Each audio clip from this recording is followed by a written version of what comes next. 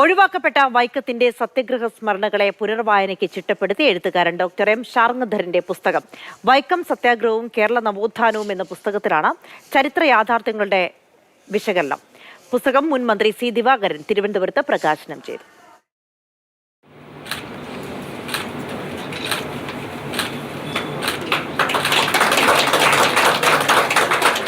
തമസ്കരിക്കപ്പെട്ട ഒരുപാട് സഹനങ്ങൾ വൈക്കം സത്യാഗ്രഹത്തിനുണ്ട്.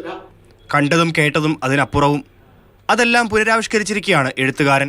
എനിക്ക് ഏറ്റവും കൂടുതൽ സന്തോഷം ഈ സമരത്തിലെ മുൻപന്തിയിൽ നിന്ന് ആമച്ചാടി തേവനെ കാര്യമായി ഈ പുസ്തകത്തിൽ എനിക്ക് പരാമർശിക്കാനായി. സത്യാഗ്രഹത്തിന്റെ അമരക്കാരെ ചരിത്രത്താളുകളിൽ നിന്ന് ഒഴിവാക്കാൻ ബോധപൂർവ ശ്രമം നടക്കുന്നുണ്ട്.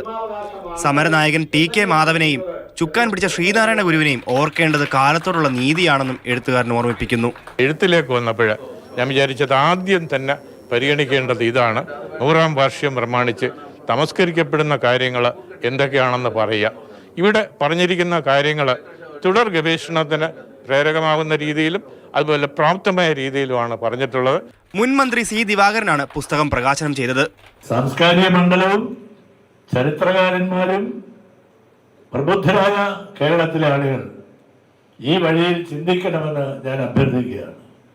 ആ ചിന്തയ്ക്ക് ഒരുപാട് സഹായം ചെയ്യുന്നതാണ് വൈക്കം സത്യാഗ്രഹം കേരള നവോത്ഥാനം എന്ന ഷാർങ്ങധരന്റെ ഈ പുസ്തകം.